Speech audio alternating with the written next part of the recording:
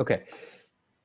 So today, let me give you a introduction, or give you a theory class basically for the next 2 labs we are going to do. Okay. I'm sorry, next 3 labs we are going to do. So these 3 labs used to be the last 3 labs, 6, 7, and 8. Okay. I think the 7, 8, and 9. I'm sorry. Lab 7, but since I have all the video available for this, so let's do this first. Do these 3 labs first. So I posted in Moodle the lab handouts. Okay, so it marked as lab 7, lab 8, and then lab 9. Okay, so although we do these 3 first, but these are the initial numbers of the initial orders of the experiments. Okay, so okay, let's talk about these 3 today. Okay, let me turn my screen, share my screen with you. Okay.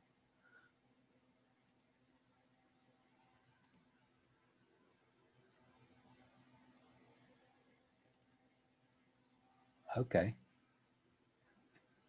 Did you see it? Okay. This is lab 7. Okay. All the 3 labs, we use the open channel flow device shown in this picture. Okay. Okay. This is basically the kind of a civil engineering lab, right? I think in our class, there's almost half of the students are from civil engineering, right? So I think you're probably familiar with this. Did you have Dr. Dimitris? They're also open channel hydraulics, right? For the civils. Andrew, you are civil, right? Yeah, yeah.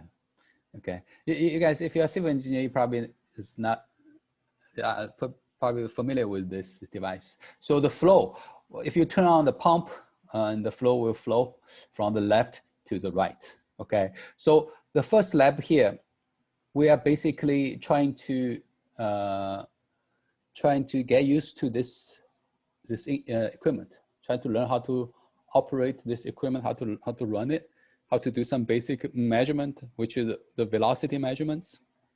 In the later labs, like lab number 8 and 9, we will use measure the data, measure the velocity and elevation to do some calculation, for example, conservation of momentum, right? And also conservation of energy, okay? So, but all those measurements labs require you to know how to measure velocities, okay? So the purpose of this lab number 7, the first open channel flow measurement, is to, there's a couple of different ways to measure velocities. So I want you to know how to do that, okay? So that's the goal. It's easy, it's not that difficult. Okay, so there's a diagram here, there's a drawing here, tell you about the setup in the channel. The channel, there's a gate, there's a sluice gate, separate the channel into the high water elevation reservoir and the low water elevation stream. The 2 parts separated by this gate. This gate can go up and down. So you can control the outlet stream, how high the outlet stream is, how fast the outlet stream will be. Okay, you can control it by just turning the gate up and down. Okay, so upstream of the gate, you will see a reservoir with a high elevation, Y0. Okay, downstream, you will see the elevation Y1. Okay, the opening is the letter B. The opening will be a little bit higher, a little bit greater than the Y1 downstream elevations. Okay, so this is the setup. Okay, so in the reality, when you actually do the labs, every group, I will set the gate differently. Okay, so every group will have a different set of velocities and elevations. Okay, so but here I have just recorded the one experiment, so you guys will have the same setup. However, the measurement is still up to you. I put the ruler next to the water level, for example. Okay, so when you watch the video, you will still read the elevation yourself. I don't expect to see any 2 of you have exactly same readings. That's not possible, right? When you look at it, and you probably will have a slightly different readings. Okay, everybody. Okay.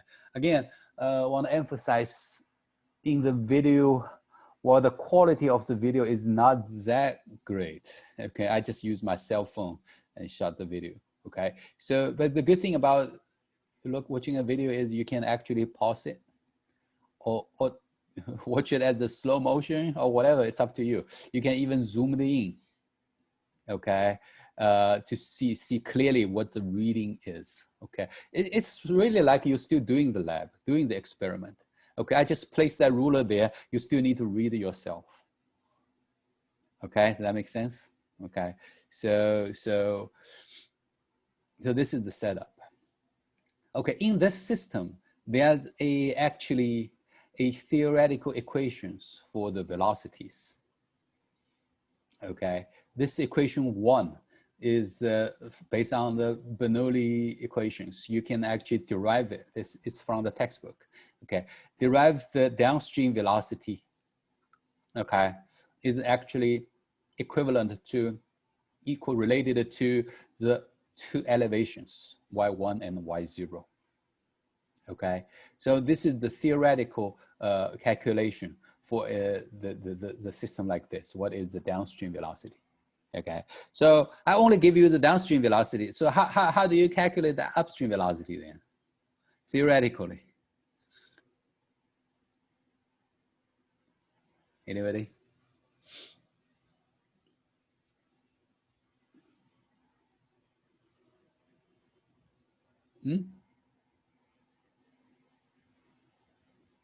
Something is conserved, right, in the system. The flow is from left to the right, although the gate separate them, separate the two portions. Okay. Do you remember what are the same?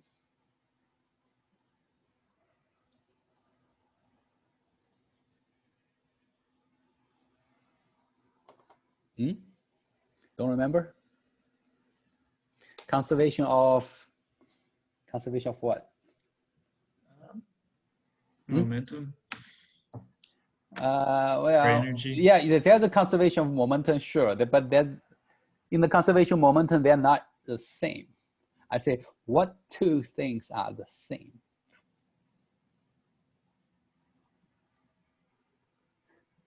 It's actually the conservation of mass, right?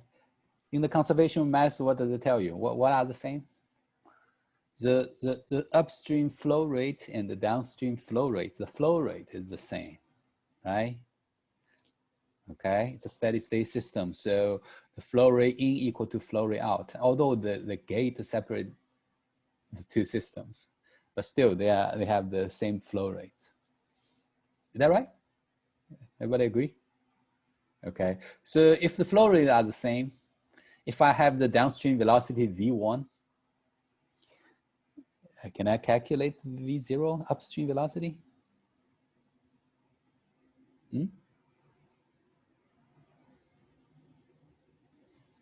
So how do you calculate the flow rate based on the velocity? Q equals VA. Q equal to VA, okay, okay. Q equal to VA. So do you have the V? At least I have downstream V, right? Okay. What is the area, cross-sectional area? Well, the width of the channel is given. It's 1 foot. Okay, I wrote it somewhere in the handout. Okay, so the width into the paper is 1 foot. Okay, what is the height? Height is y1 in here, right? Y1. So basically, I said I have a ruler. So if I have a ruler, then you can measure y1, right? Okay. Sure, I can. Okay, so what is the cross-sectional area? Is y1 times the width, 1 foot. Okay, so as long as you have V1, you should be able to calculate the flow rate, okay, with the measurement of the height, water level here, y1. Okay, is that right? Okay, so you have the flow rate, then what? The flow rate are the same before and after the gate, right? So the upstream also had the same flow rate. Okay, same flow rate. Can you also measure the height y0? Yeah, I have a ruler. Okay, so I can measure y0. So the cross-sectional area, you can calculate it, right? The width is also 1 foot, so the channel, right? So you have the upstream cross-sectional area, so you should be able to calculate the upstream velocity V0. That's why I don't provide you a upstream velocity equation. You don't need to. Okay, based on V1, you should be able to automatically calculate V0. Okay, is that clear to everybody?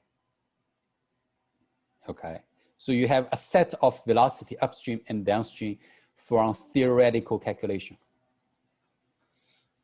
Okay, you have a set. Okay, so that's the theory. That's your benchmark. That's what you eventually want to compare to. Okay, right? Y0 and the Y1 you can measure. Okay, that's the elevation. Okay, so that's the benchmark, theoretical velocity. Okay, then there are two different ways to measure velocity.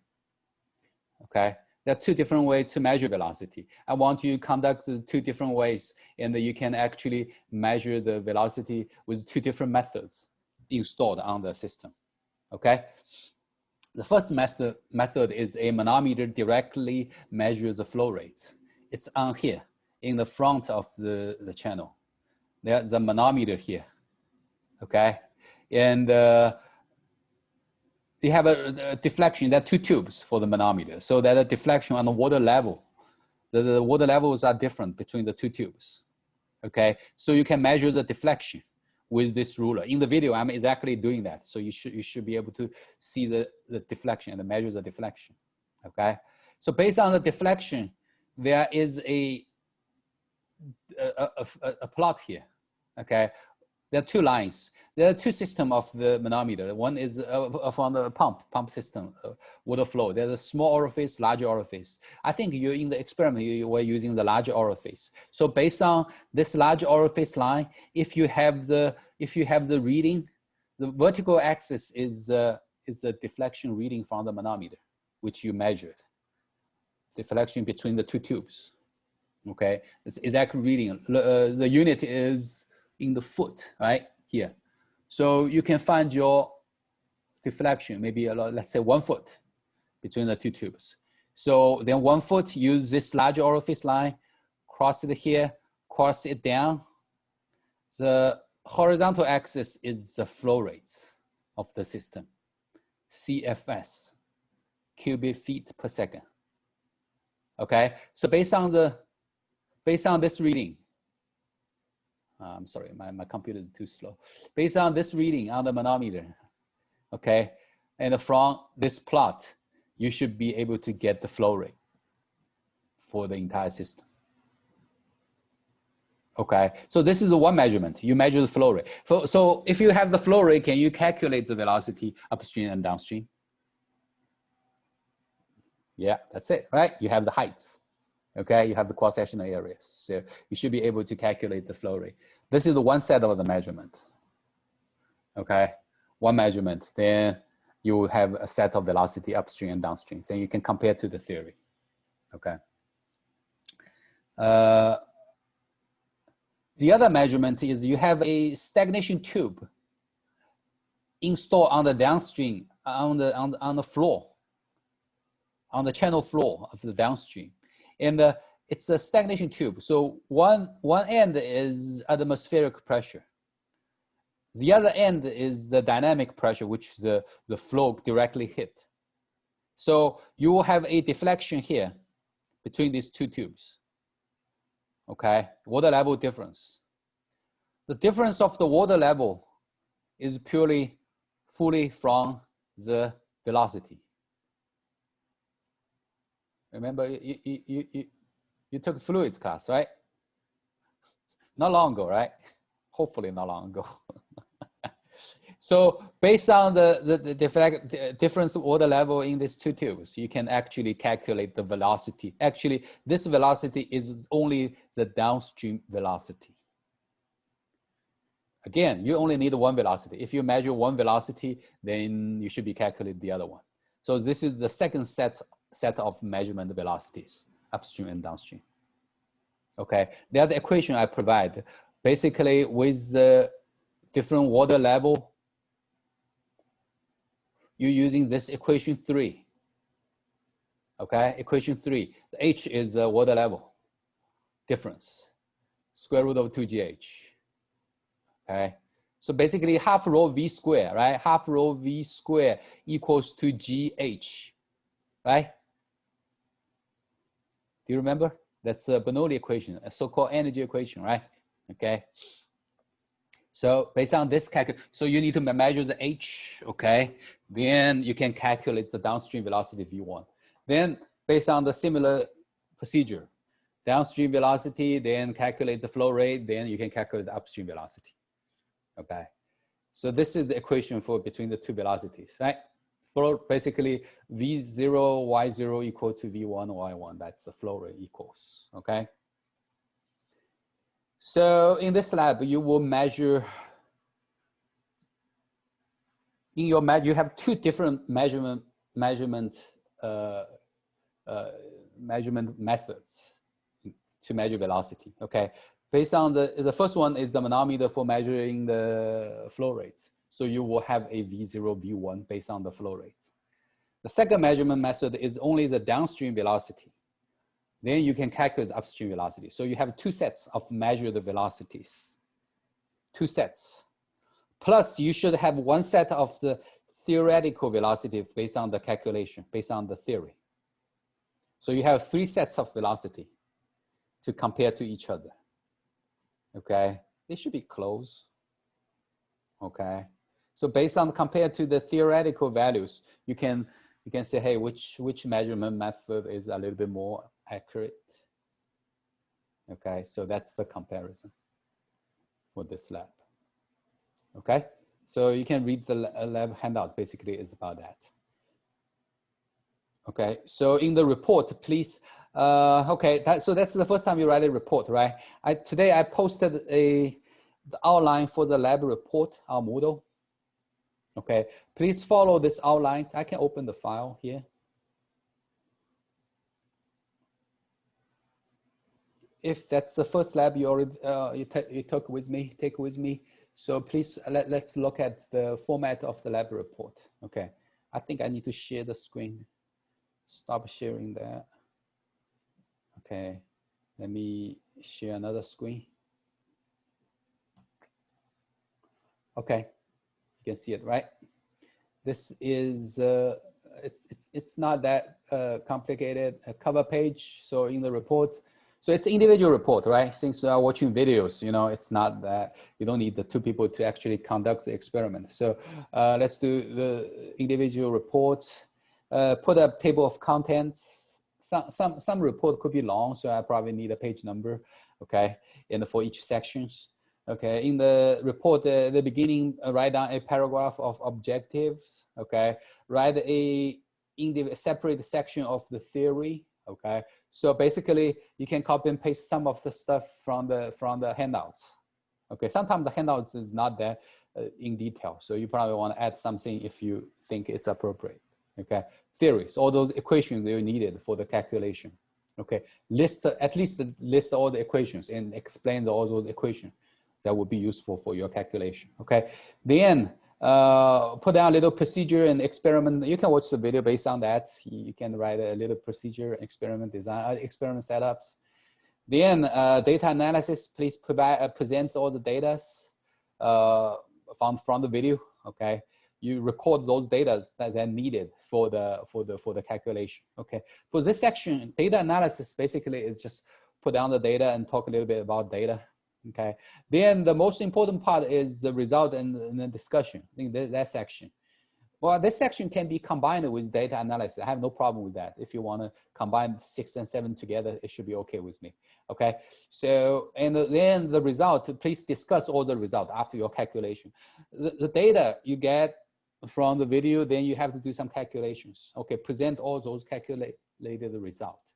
and then start to discuss the results. Okay, does that make sense? Okay, what are the physics? Are the results good or bad? Or if it's bad, what can we do? What could be the problems? Okay, so these are the things, or what you can improve the accuracy of future measurement, something like that.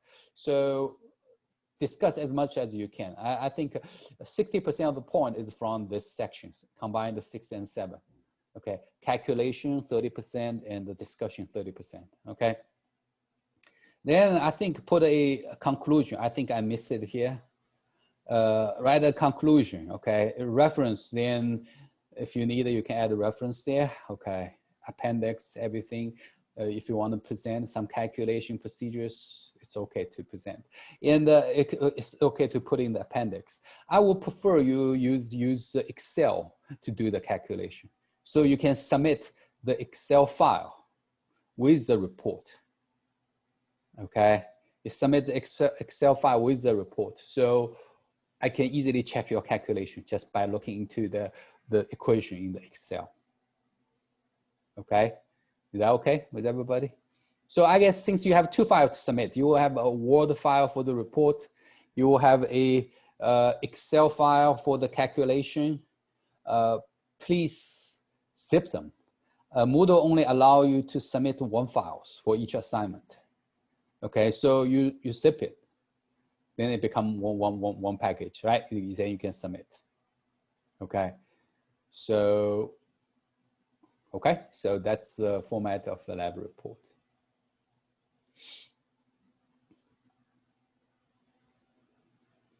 Okay.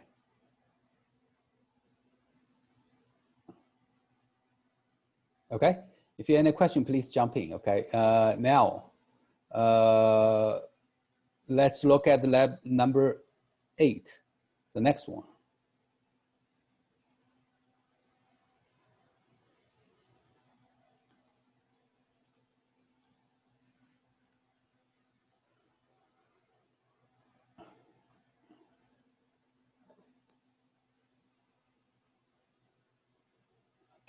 Okay, lab number 8 is, okay, let me share it. I haven't shared it. Did I share it already? Did you see it? Probably I didn't. Okay.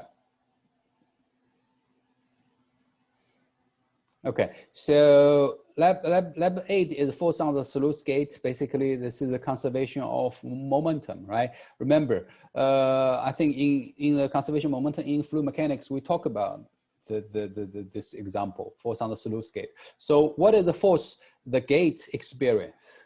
Okay, so based on the conservation momentum, but I don't know if you still remember the conservation momentum. If you don't, you can look at the textbook, right? The momentum difference is equals to the force, summation of force equal to the momentum difference between inlet and outlet, okay? Based on that conservation momentum, you should be able to calculate the force. This equation 1 is the theoretical calculation of the force on the sluice gate, on this gate, with certain water level, inlet and outlet. Okay, did that make sense? The force on the gate can be calculated based on the momentums. You look at this, this is the momentum. Rho Q V1 minus rho Q V2, that's the momentum difference. Okay, with the hydrostatic force difference. So you can actually calculate the momentum, calculate the force on the gate. So this is the calculated theoretical force. It doesn't require you to do any measurement other than the water level and the velocities. Based on the water level and the velocities, you basically, I think it's equation 1 here. You don't need the velocity. You only need the water level, Y1 and then Y2. I think Y1 is the level upstream. Y2 is the water level downstream. Okay. Based on the water levels, you should be able to calculate the force on the gate. Okay. So that's a theory. That's not the measurement. But you have to measure, also need to measure the force on the gate.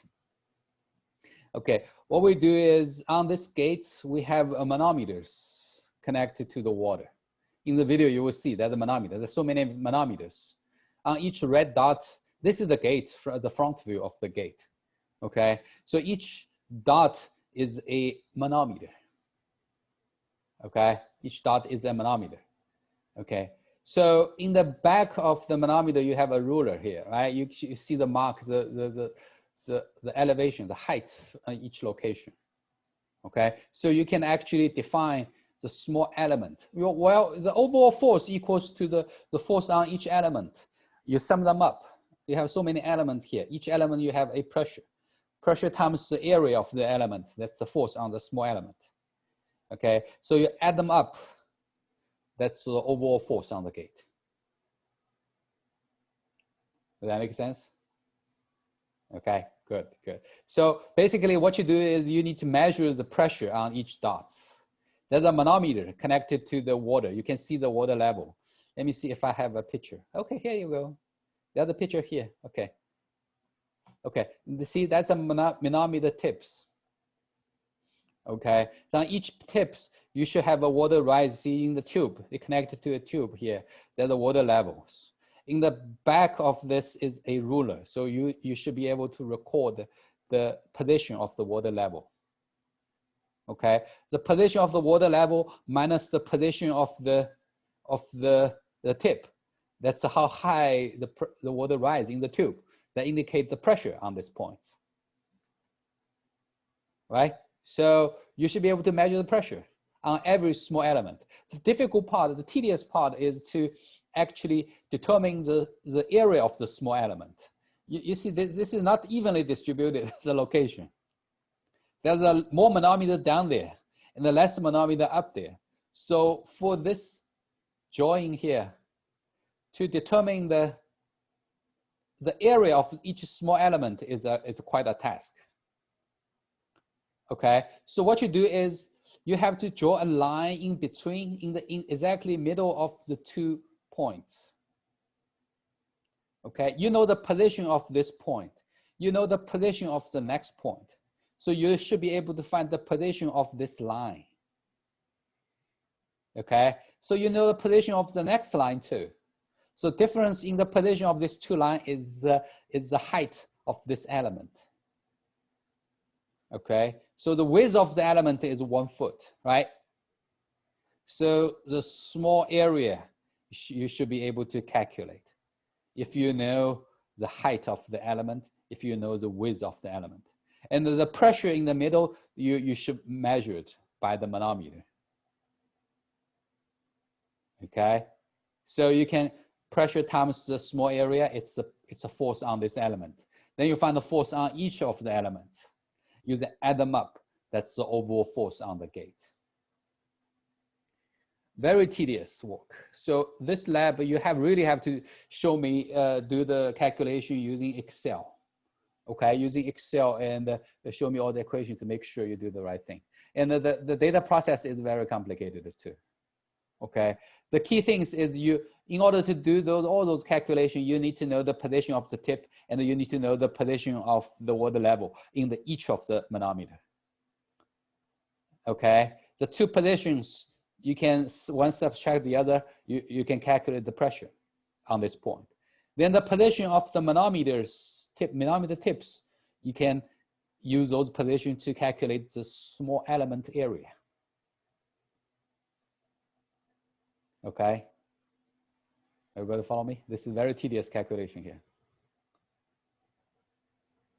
Let me know if you have any questions, okay? Okay, so the next 3 weeks, I will be here during the class time. The class become Q&A, okay? So I can answer any questions you have for those labs. Okay, so I will post the video for each lab. For next week, I will post the video for the lab 7, the following week lab 8, and the following week lab 9. Okay, but you have questions, you can feel free to ask me during the meeting. I will post the video before our class time.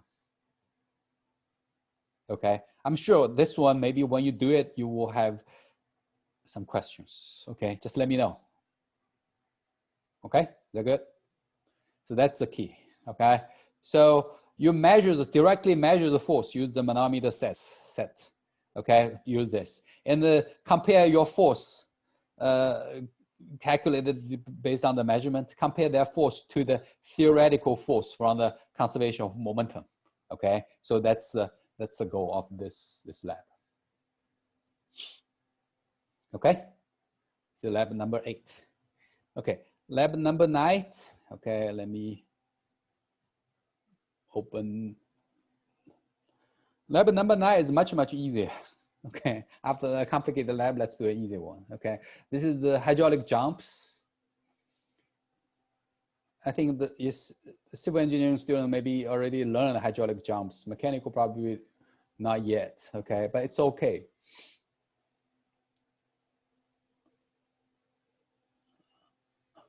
Okay, let's share my screen. Hydraulic jump. So, you know, hydraulic jump happens like that if you go to rafting in Colorado mountains, the stream, suddenly, you know, down the stream, suddenly there's a water rise. Make it fun, right? So why there's a water rise suddenly?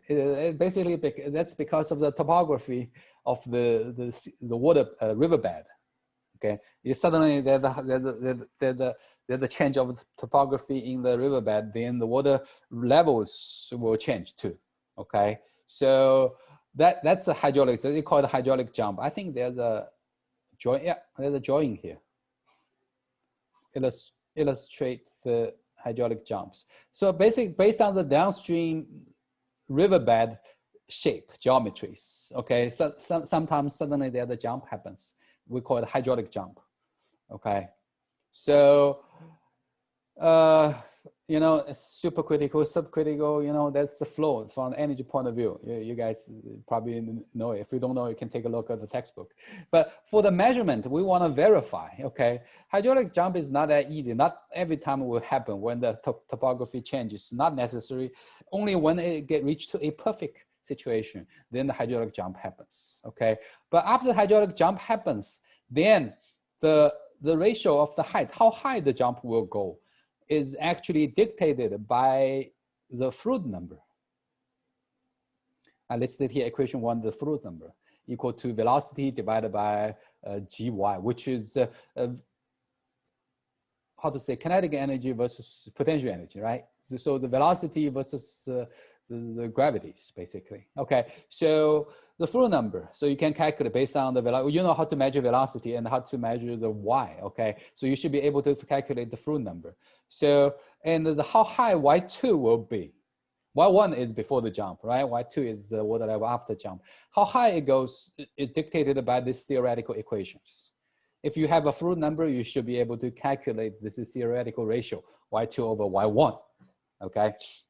So this is the theoretical ratio, but in reality, you can actually measure y1, y2 easily, right? Okay, so you have a measure the ratio y2 over y1. Let's compare that ratio to the theoretical ratio from equation 2. Okay, basically dictated by the Froude number. Okay, that's the validation we want to do. Also, the other thing we want to measure is the energies. You have a jump like this, that's very turbulent. If you see the video, you see that very turbulence down here. There are a lot of circulations, eddies, vortices. So they consume a lot of energies. So you will have the energy loss because of the jump. Okay, based on the energy equation, so-called Bernoulli equations, you see this is the energy equation, right? Okay, assume the water level is the same, elevation is the same. So potential energy, kinetic energy, okay, potential energy, kinetic energy, and the loss. This is the before, overall energy before the jump, and the overall energy after the jump. So you have some loss HL here. Okay, so you can measure the velocity Q, you can measure the elevation, so you can calculate a loss based on your measure the velocity and the elevation and the Q. Okay, so this is the theoretical loss calculation for the hydraulic jump. Equation 2, this is the theoretical equation.